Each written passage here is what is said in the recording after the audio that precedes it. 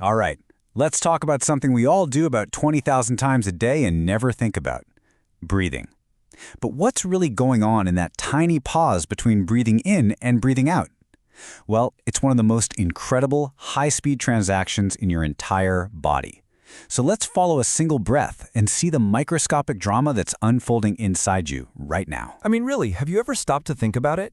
You just took a breath, air went into your lungs, and in less than a second, something happened that keeps literally every part of you alive.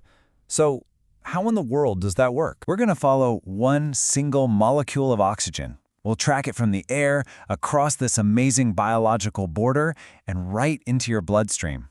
And this isn't some sci-fi movie concept. It's a real process called external respiration. And yep, it's happening with every single breath you take. Okay, so our journey starts deep inside your lungs, in these teeny tiny little air sacs. Now, these aren't just empty balloons. Think of them more like bustling airports, where the most important exchange in your body is about to take place. Get this. Your lungs are packed with around 300 million of these microscopic sacs. They're called alveoli. And it's right here, in these tiny little chambers, that the air you just breathed in comes face to face with your blood. This is the border. This is where it all goes down. So how does the oxygen know where to go? It's not magic, not at all. It's physics. The movement of gases like oxygen and carbon dioxide isn't just random. It's driven by this powerful, invisible force. And to get it, we need to talk about something called partial pressure. Okay. Imagine a room that's packed with a few different groups of people, all kind of jostling around. The total pressure in the room is everyone bumping into each other. But partial pressure, that's just the push coming from one specific group. Gases are exactly the same. The air you breathe is a mix, but oxygen has its very own pressure, its own push, totally separate from nitrogen or anything else. And that simple fact, well, it drives everything. And here's where that push becomes super important. Check this out. The pressure, or push, from oxygen inside your lungs is about 104 units. But in the blood that's just arriving at the lungs, it's way down at 40. Nature creates this massive pressure difference on purpose. It's just like opening a door from a loud, crowded room into a quiet, empty hallway. The people just pour out, right? No effort needed. This is the one fundamental rule that makes it all work. Because of that pressure difference, oxygen isn't pulled into your blood, it's pushed. Your body just brilliantly sets up the conditions and then lets a basic law of physics do all the heavy lifting for free. Pretty smart, huh? All right, so our oxygen molecule is being pushed hard. But what exactly is it crossing?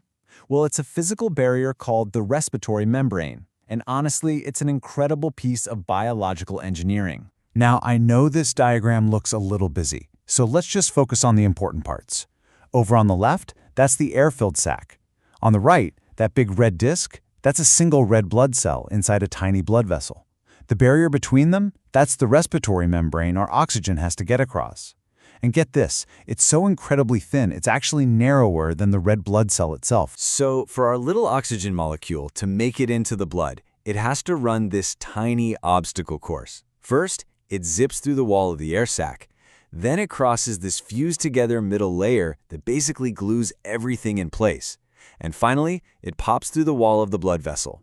It sounds like a lot, but it all happens in an absolute flash. Now, if you could take all of these respiratory membranes from your lungs and lay them out flat, the total surface area would be a whopping 70 square meters. That is the size of a singles tennis court. A whole tennis court, packed inside your chest, all engineered for one thing: maximum possible gas exchange. Just incredible. Okay, mission accomplished. Our oxygen molecule has successfully crossed the border. It's officially in the bloodstream.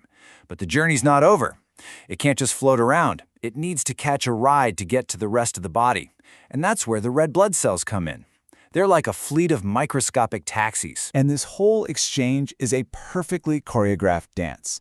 As that fresh oxygen is rushing into the red blood cell to get picked up, the cell is dropping off its waste product, carbon dioxide, which rushes out into the lung so you can breathe it out. It's a perfect simultaneous swap meet. You know, this tiny, microscopic process has a result that you can actually see. Once oxygen gets inside that red blood cell, it latches onto a protein called hemoglobin. And that simple chemical connection, that's what turns your blood that familiar bright red. So every time you see that color, you're literally looking at hemoglobin that has just picked up its oxygen payload. And the speed of all this is just mind-blowing. When you're resting, a single red blood cell only spends about 3/4 of a second passing by the air sac. If you're exercising hard, that can drop to just 1/4 of a second. And yet, in that blink of an eye, it becomes completely, 100% full of oxygen. This incredible efficiency tells us something really cool. The oxygen exchange is so fast that it's actually finished before the red blood cell has even traveled 1/3 of the way along the air sac. That means the system is what's called perfusion limited. The only bottleneck, the only thing slowing it down, is how fast your heart can pump blood to the lungs. It's proof that our lungs have this huge, built-in reserve capacity. Now, this incredible efficiency is amazing when we're healthy, but it also gives us a clear map of where things can go wrong. What happens when you start messing with the very factors that make this whole system work so perfectly? This is where it all comes together. So conditions like pulmonary fibrosis, they thicken that membrane we talked about, making it harder for oxygen to cross. Diseases like emphysema actually destroy the air sacs, shrinking that tennis court-sized surface area. And something like anemia? Well, that just means you have fewer taxis, fewer red blood cells available to pick up the oxygen in the first place. Each problem is a direct attack on a crucial step in the journey we just followed. So this whole process, happening right now, over and over, is just a masterpiece of biological efficiency. It's a system with massive reserves, but it's all built on a foundation that's microscopically thin and, pretty fragile. It really leaves you with a final thought. We've seen how perfectly it all works, but how does a system like this adapt and fight back when it's pushed to the limit by exercise or altitude or disease? Well, that's a story for another explainer. Thanks for watching.